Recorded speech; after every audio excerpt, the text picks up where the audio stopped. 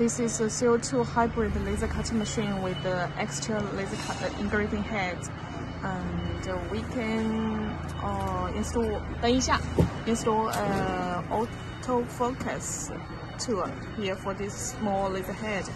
What we have to do using this autofocusing is like this. First, we raise the hybrid laser cutting head like this. Okay.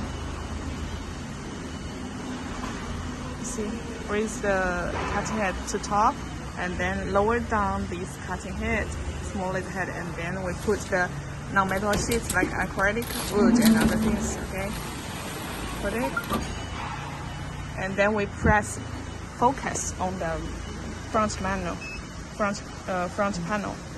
Menu function autofocus. 按一下。